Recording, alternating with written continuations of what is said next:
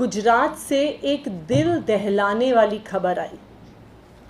खबर आई कि 28 लोगों की मौत हो गई अवैध दारू पीने के कारण, अवैध शराब पीने के कारण। ये कोई पहली बार नहीं है कि गुजरात से इतनी बड़ी संख्या में लोगों की मृत्यु अवैध शराब के कारण हुई है। 2009 में 100 लोगों की मृत्यु अवैध शराब पीने के कारण हुई। 2009 में आदरणीय नरेंद्र मोदी जी गुजरात के मुख्यमंत्री हुआ करते थे। तब उन्होंने भी वही किया जो आज के मुख्यमंत्री ने किया कि जी हम एक SIT बना देते हैं, SIT जांच करेगी कि ये अवैध शराब कहाँ से बन रही है। SIT बनी, लेकिन अवैध शराब बनाने वालों पर, अवैध शराब बेचने वालों पर कोई भी लगाम नहीं कसी गई। और 2016 में फिर से ऐसा एक हादसा हुआ जब अवैध शराब पीने के कारण 23 लोगों की मौत हो गई। गुजरात का अपना डेटा ये बताता है, और ये कई अखबारों ने 2016 में इसको रिपोर्ट किया कि 2014 और 2016 के बीच में 177 लोगों की मृत्यु अवैध शराब पीने के कारण हुई। हर बार किसी की मृत्यु होती है, लोग मारे जाते हैं, बड़ी संख्या में मारे जाते हैं, तो गुजरात की सरकार एक SIT बना देती है। वो SIT खाना पूर्ति करके अपनी कोई रिपोर्ट भी पेश कर देती है, और उसके बाद अवैध शराब बनाने और बेचने वालों पर किसी भी प्रकार का कोई भी एक्शन नहीं होता है। आज मैं ये भारतीय जनता पार्टी से पूछना चाहूंगी कि आपका तो कहना है कि गुजरात में शराबबंदी है, आपका तो कहना है कि गुजरात एक ड्राई स्टेट है, आपका तो कहना है कि गुजरात में ना तो शराब बनती है ना शराब बिकती है। अगर शराब बनती नहीं है, शराब बिकती नहीं है, गुजरात में शराबबंदी है, तो हर कुछ महीनों बाद ये खबर कहां से आती है कि लोगों की अवैध दारू पी के मृत्यु हो गई। आप गुजरात का कोई भी अखबार उठाइए, हर कुछ महीने बाद कहीं ना कहीं से अवैध शराब से जुड़ी हुई खबरें मिल जाती हैं। गुजरात के हर अखबार में, चाहे वो गुजराती हो चाहे वो अंग्रेजी अखबार हो, हर कुछ महीने के बाद कोई ना कोई अवैध शराब बनने की और बिकने की खबर आती रहती है। जो कोई भी गुजरात में रहता है, जो कोई भी गुजरात में जाता है, इस बात को जानता है कि गुजरात के हर गांव में, हर कस्बे में, हर शहर में शराब बिकती है। गुजरात के बड़े बड़े शहर तो मशहूर हैं होम डिलीवरी ऑफ अल्कोहल के लिए। आप गुजरात के बड़े शहरों में जाइए, सबके पास बूट लेगर्स के फोन नंबर होते हैं कि आप किस नंबर पे कॉल करेंगे और उस नंबर से कैसे 1 घंटे के अंदर अंदर आपके घर शराब की डिलीवरी हो जाएगी। हर गुजरात में बड़े शहर में रहने वाला ये जानता है। कुछ समय पहले गुजरात के एक बड़े न्यूज़ चैनल ने स्टिंग किया था। उस स्टिंग में क्या दिखाया गया? उस स्टिंग में दिखाया गया कि जब गुजरात पुलिस के कंट्रोल रूम पर इन बूट लेगर्स की शिकायत के लिए कॉल किया जाता है, आधे घंटे के अंदर अंदर पुलिस का कॉल बैक नहीं आता, बल्कि उस अवैध शराब बेचने वाले का कॉल बैक आ जाता है कि आपने हमारी शिकायत कैसे करी। तो ये साफ है कि जो गुजरात में अवैध शराब बन रही है, जो गुजरात में अवैध शराब बिक रही है वो पुलिस के संरक्षण में हो रही है और वो राजनीतिक संरक्षण में हो रही है। वरना इतना बड़ा अवैध शराब का कारोबार जो गुजरात के हर गांव में चलता है, जो गुजरात के हर कस्बे में चलता है। एक न्यूज़पेपर की रिपोर्ट ये बताती है कि 2022 की जुलाई की ये न्यूज़पेपर रिपोर्ट है कि 3 महीने में ही 2.5 करोड़ से ज्यादा की अवैध शराब गुजरात में जब्त हुई है। एक न्यूज़पेपर की रिपोर्ट ये बताती है, उन्होंने अनुमान लगाया है कि गुजरात में रोज अहमदाबाद में 1.5 से 2 लाख लीटर शराब बिकती है और पी जाती है और सूरत में 50,000 लीटर तक। तो इतना बड़ा अवैध शराब का कारोबार जो हर गांव में चलता है, हर कस्बे में चलता है, हर शहर में चलता है, बिना राजनीतिक संरक्षण के चल नहीं सकता। जिस गांव में 28 लोगों की मौत हुई अवैध शराब पीने से, वहां के सरपंच ने मार्च के महीने में पुलिस को चिट्ठी लिखी थी, पुलिस को बताया था कि हमारे गांव में अवैध शराब का बनना बिकना बहुत बड़ी समस्या हो गई है। उन्होंने लोकल पुलिस थाने को, पुलिस स्टेशन बरवाला को चिट्ठी लिखी। उन्होंने यही चिट्ठी सुपरिंटेंडेंट ऑफ पुलिस को भी एक कॉपी भेजी। उन्होंने इसी चिट्ठी की कॉपी गुजरात के गृह मंत्री को भी भेजी, लेकिन किसी ने कोई भी कदम नहीं उठाया। आज अगर गुजरात की सरकार कहती है, अगर गुजरात के भारतीय जनता पार्टी के नेता कहते हैं कि जी हमें तो पता ही नहीं था कि गुजरात में अवैध शराब बिकती है, तो ये चिट्ठी उनके झूठ को साबित करती है कि आज जहां पे 28 लोगों की मृत्यु हो गई है, अगर भारतीय जनता पार्टी की सरकार चाहती, उनकी पुलिस चाहती, उनके गृह मंत्री चाहते, तो इन 28 लोगों की जान बच सकती थी।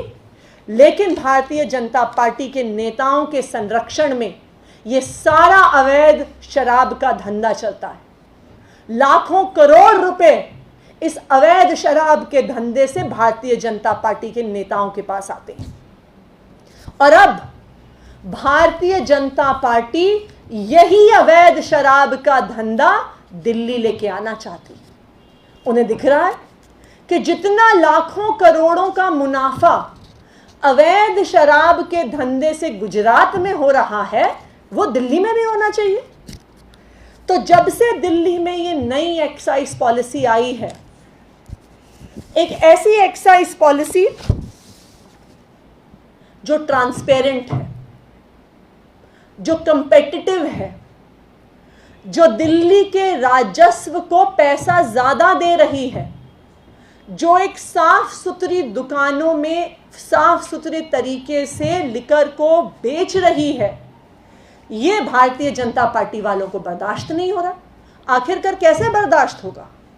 क्योंकि अगर लीगल तरीके से, कंपेटिटिव तरीके से, ट्रांसपेरेंट तरीके से लिकर स्टोर्स के लाइसेंसेस दिए जाएंगे, तो ये अवैध शराब का धंधा कैसे चलेगा? जो दिल्ली में अलग अलग जगह, झुग्गियों में, बाहर के गांव में एक अनइक्वल लिकर पॉलिसी होने की वजह से, जो एक uneven distribution of liquor stores होने की वजह से, जो दिल्ली में भी अवैध शराब का धंधा चलता था, वो इस नई एक्साइज पॉलिसी की वजह से खतरे में आ गया। तो आज भारतीय जनता पार्टी फर्जी केस के माध्यम से, सीबीआई की धमकी देकर, इनकम टैक्स की धमकी देकर, ईडी की धमकी देकर क्या चाहती है? भारतीय जनता पार्टी ये चाहती है कि एक क्लीन, ट्रांसपेरेंट, कंपेटिटिव और प्रॉफिटेबल कि एक ऐसी लिकर पॉलिसी, एक ऐसी एक्साइज पॉलिसी जो राजस्व सरकार का बढ़ाती है, ऐसी लिकर पॉलिसी नहीं आनी चाहिए। एक ऐसी लिकर पॉलिसी होनी चाहिए जिसमें अवैध शराब का धंधा चल सके, जिसमें भारतीय जनता पार्टी के संरक्षण में अवैध शराब बने, अवैध शराब बिके और लाखों करोड़ों का फायदा भारतीय जनता पार्टी के नेताओं को। यही कोशिश भारतीय जनता पार्टी दिल्ली में कर रही है। वो क्या चाहते हैं? वो चाहते हैं कि जो इस नई लिकर पॉलिसी के तहत अलग अलग वार्ड्स में, अलग अलग प्रकार की कॉलोनियों में एक इक्वल डिस्ट्रीब्यूशन लिकर स्टोर्स का हो, जिससे अवैध शराब का बनना और बिकना बंद हो जाए, भारतीय जनता पार्टी उसे रोकने की कोशिश कर रही है। वो अपनी अलग अलग एजेंसियों को लगाकर दुकानदारों को धमका रही है, अपनी अलग अलग एजेंसियां लगाकर इन लिकर स्टोर्स को बंद करवा रही है। पहले दिल्ली में 850 लिकर स्टोर्स होते थे। जो ये नई एक्साइज पॉलिसी आई उसमें भी वही कैप रखी गई कि दिल्ली में 850 से ज्यादा लिकर स्टोर्स नहीं होंगे। 650 लाइसेंस दिए गए, लेकिन भारतीय जनता पार्टी नहीं चाहती है कि लीगल तरीके से शराब बिके। इसलिए उन्होंने दुकानदारों को डराकर, धमकाकर तकरीबन 200 दुकानें बंद करवा दी हैं। और आज पूरी दिल्ली में जहां 650 लाइसेंस दिए गए थे, सिर्फ और सिर्फ 468 लिकर शॉप्स दिल्ली में बची हैं, जो आज के दिन में खुली हुई हैं। तो भारतीय जनता पार्टी ये दुकानें क्यों बंद करवा रही है? वो इसलिए बंद करवा रही है कि वो गुजरात की तरह अवैध शराब का धंधा अब दिल्ली में भी लेके आना चाहते हैं। लेकिन आज दिल्ली वालों को ये समझना पड़ेगा कि भारतीय जनता पार्टी का ये जो अवैध शराब का धंधा है, सिर्फ राजस्व का नुकसान नहीं करता, सिर्फ उनकी जेब में हजारों करोड़ नहीं डालता। भारतीय जनता पार्टी के संरक्षण में चलने वाला ये अवैध शराब का धंधा सैकड़ों लोगों की जानें भी लेता है। जो हम गुजरात के डेटा में देख सकते हैं कि किस तरह से साल दर साल सैकड़ों लोगों की मौत हो जाती है इस अवैध शराब के धंधे से। मैं आज भारतीय जनता पार्टी को ये कहना चाहती हूं कि आज पूरा देश देख रहा है कि किस तरह से आपने ये अवैध शराब का धंधा गुजरात में चलाया हुआ है।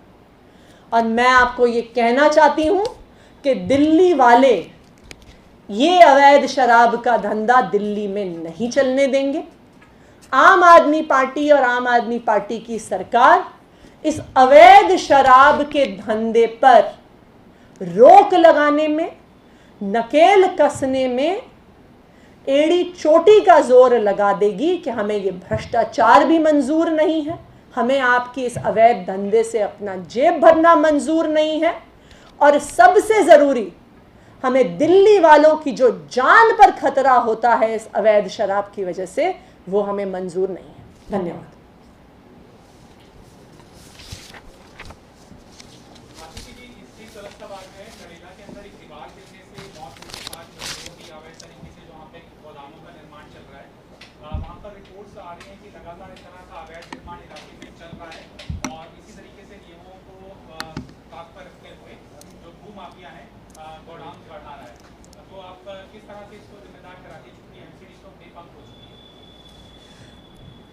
पिछले 15 सालों से एमसीडी में भारतीय जनता पार्टी की सरकार है।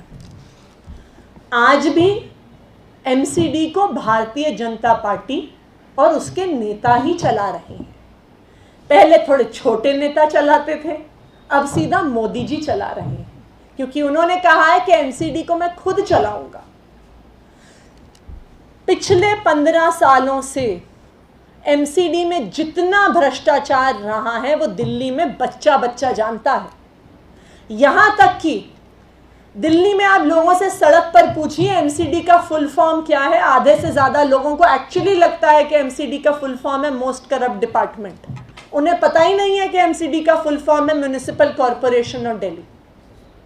पिछले 15 साल से बेतहाशा भ्रष्टाचार भारतीय जनता पार्टी और उसके नेता करते आए हैं। चाहे लाइसेंस को लेके, चाहे अवैध निर्माण को लेके, चाहे कोई भी अपने घर में कंस्ट्रक्शन कर रहा हो तो लिंटर पर पैसा लेकर, हर प्रकार की illegal activity Bharatiya Janata party के नेताओं के संरक्षण से हुई है। आज भी भारतीय जनता पार्टी के नेताओं के संरक्षण से ही हर प्रकार की इलीगल एक्टिविटी दिल्ली में चल रही है। आज भी जो एमसीडी को दिल्ली में काम करना है वो नहीं हो रहा। आप देखने जाइए, आज दिल्ली के हर गली गली में कूड़ा है। पहले तो हम ये कहते थे कि दिल्ली में 3 बड़े बड़े कूड़े के पहाड़ हैं, लेकिन अब भारतीय जनता पार्टी की ये देन है कि धीरे धीरे एक छोटा सा कूड़े का पहाड़ वो हर गली मोहल्ले में बना रहे हैं। तो भारतीय जनता पार्टी शासित एमसीडी जो आज प्रधानमंत्री नरेंद्र मोदी जी के डायरेक्ट कंट्रोल में है, उसमें भ्रष्टाचार उतना जारी है, उसमें आम लोगों को परेशान करना, उनसे उगाही करना जारी है, और जो काम एमसीडी का है दिल्ली को साफ करने का, वो बद से बदतर हो रहा है। आम आदमी पार्टी के ऊपर कि लीपर को लेकर के ये लीपर को प्रमोट कर रहे हैं रैली के अंदर, जिससे कि यूथ से अफेक्ट कर रहा है। आप आंकड़ों से देख सकते हैं कि दिल्ली की एक्साइज पॉलिसी में ये स्पष्ट तौर से लिखा है कि जब ये एक्साइज पॉलिसी बनी है उस तारीख को जितने 850 लाइसेंसेस दिए जाते हैं उससे ज्यादा लाइसेंस देने पर रोक है। एक्साइज पॉलिसी ने क्या बदला?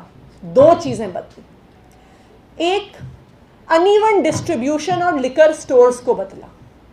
जब दिल्ली के कुछ इलाकों में ज्यादा लिकर स्टोर्स थे और कुछ इलाकों में दूर दूर तक कोई लिकर स्टोर्स नहीं थे, तो अवैध शराब का धंधा चलता था।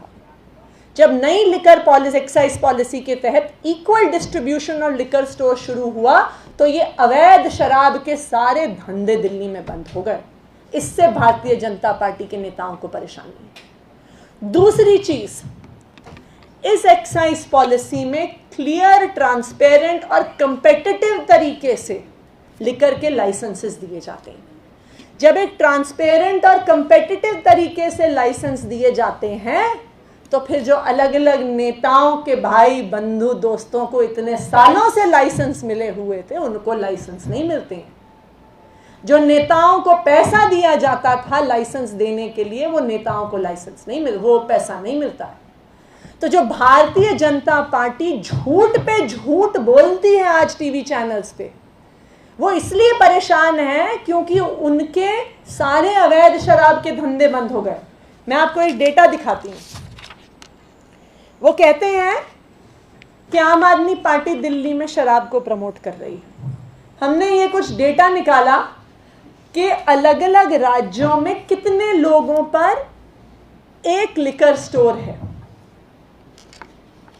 गुड़गांव, जो भारतीय जनता पार्टी शासित हरियाणा में है, वहां पे 4000 लोगों पर एक लिकर स्टोर है, एक शराब की दुकान है। मुंबई, जहां पे भारतीय जनता पार्टी और उनकी एलाइज के साथ सरकारें बहुत सालों से रही, वहां पे 11000 लोगों पर एक शराब की दुकान है। नोएडा, जो भारतीय जनता पार्टी के वरिष्ठ नेता योगी आदित्यनाथ द्वारा शासित है, वहां पे 1390 लोगों पर एक दुकान है। गोवा, जहां पर भी भारतीय जनता पार्टी की सरकार है, वहां पे 761 लोगों पर एक शराब की दुकान है। और दिल्ली, और ये डेटा तब का है जब 650 लाइसेंस दिए गए, आज तो उससे भी 200 दुकानें कम हो गई हैं। दिल्ली में 22,000 लोगों पर एक लिकर स्टोर है।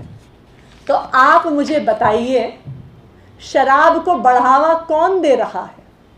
भारतीय जनता पार्टी शासित हरियाणा, उत्तर प्रदेश, महाराष्ट्र, गोवा या दिल्ली?